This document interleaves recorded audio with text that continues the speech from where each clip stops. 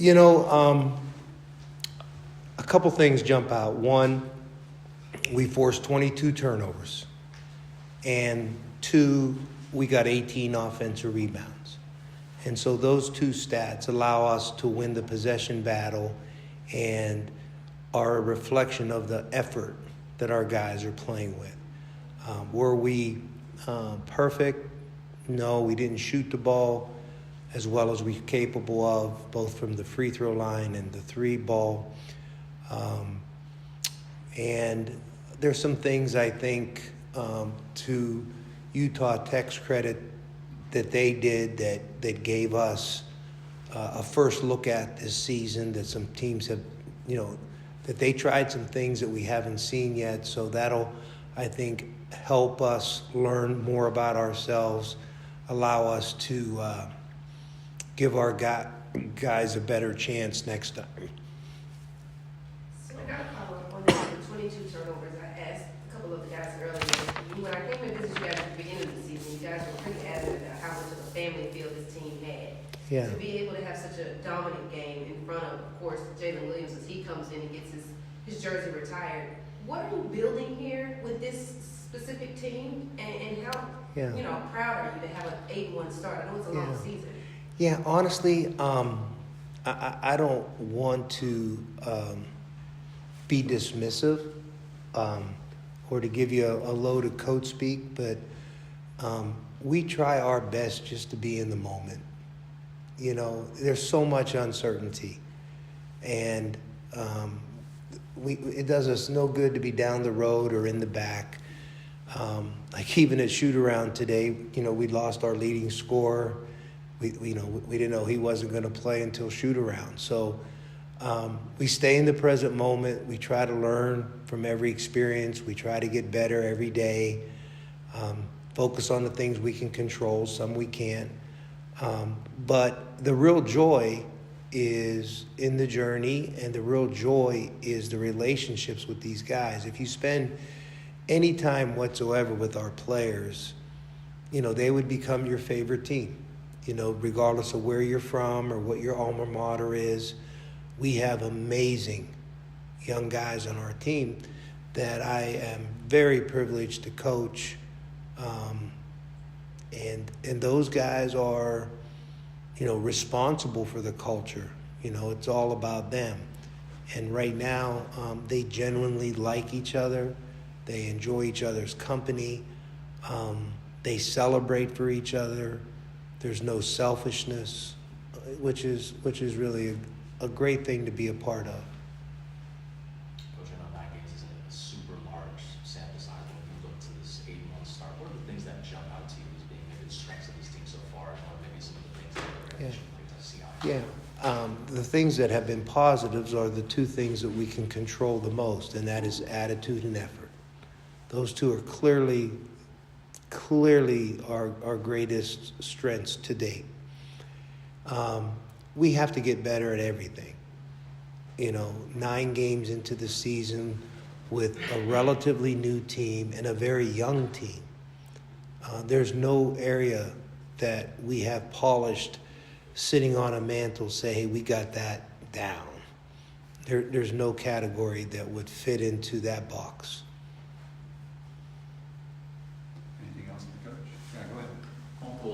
Double-digit scores tonight. How did you feel about the unselfishness this week? Yeah, another number I failed to mention that, fits your question perfectly is we had 26 assists on 36 field goals.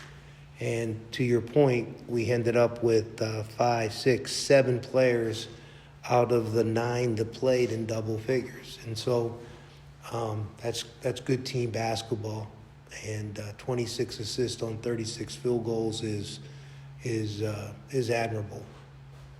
You're obviously without Christian tonight, but you've taken a pretty sizable leap between being a true freshman and now as a redshirt sophomore. Just what is the biggest area you've seen him grow specifically on the offensive line? He's advanced on a broad base front. And the thing about Christian is not only is he flourishing offensively right now, but he has established himself as a tremendous defensive player. He is a key stone to our defensive force, and I think he's a complete player. You know, he impacts winning in a multitude of ways. Coach, you mentioned you had 22 turnovers tonight. Besides your defense, what steps do you think you'll need to take to ensure you get a bid in the tournament? What's that? To ensure you bid in the NCAA tournament in March? We can't do anything to do that. I mean, we can't. All we could do is play the next game and try to win as many as we can. There's nothing more or nothing less that we can do. Keep working as hard as we can to learn, to improve, and try to win as many games as we possibly can. And that's all we could do, and by the way, that's all anyone can do. Is it all tough to coach on a night like this, or there's kind of the emotional stuff with Jalen being back? No, not really. You know, we want there to be interest. We want there to be electricity in the air. The players thrive on that. They love that. They want to play in front of crowds. They want to play when there's energy in the building. So we welcome that, you know. We really do. I know it was Darwin's first start and kind of coming off the bench to begin this season. I think he's talked about how, you know, in the G League, it's a bit of a different game between there and here. How have you seen him just over the course of this, again, kind of small sample size, you know, grow into the college game? You know, the supposition by many was because he was going from the G League or the professional minor leagues to college that somehow he would be immune from going through a normal transition. And really that's an unfounded supposition, and it's not fair to him. You know, most all of us go through some measure of a transition anytime we experience something totally new. You know, when you're a freshman in college, all of a sudden, or away from home the first time, or you take a new job, you know, even if you're very qualified, there's typically a transition, right? And it's no different for him. But he has maintained a great attitude. He has enriched our culture a great deal. And he has contributed to the good start that our team is enjoying. And I think his best days are ahead of him. But, you know, in fairness, when you look at his journey and his path, as a young man, he has traveled a road that few of us could have. Okay? And he's done it with grace. He's overcome a significant injury to his ankle. He's done it, you know, without family present. There's just so many things that go into it, right? And so I just have great admiration for him. He has a beautiful spirit. He greets everybody. He always is wearing a smile. We all can learn a lot from him, I think. Anything else? Last one here. Yeah, Coach, do you have an injury status for Ensminger, and then you said Hammond, your leading scorer, was out? Yeah, Hammond right now will be evaluated tomorrow. Ensminger is making progress. You know, right now it's hard to say for certain how long he'll be out. Yes, and as you know, just to complete the circuit, we lost Chris Taggio to season-ending surgery, and Garrick Norman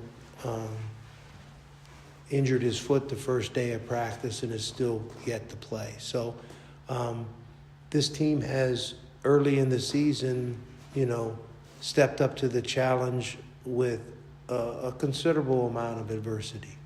And to kind of follow up on that, can you just speak to the resilience of the team to be able to continue to string along this many wins, given those injuries? Yeah, you know, we have a number of players who are more than capable. They play hard and play together and give themselves a chance. And the guys, you know, a real part of the resiliency comes from the guys who have been injured, you know, like Garrick and Chris. I mean, those guys are still impacting winning, even though they're not playing, with their leadership, with their spirit, you know, the way they celebrate their teammates. You know, they're adding positive dynamics to the effort. You know, it's so they may not be in the box score, but those guys, to speak to the resiliency part or the attitude part, are still contributing in positive ways.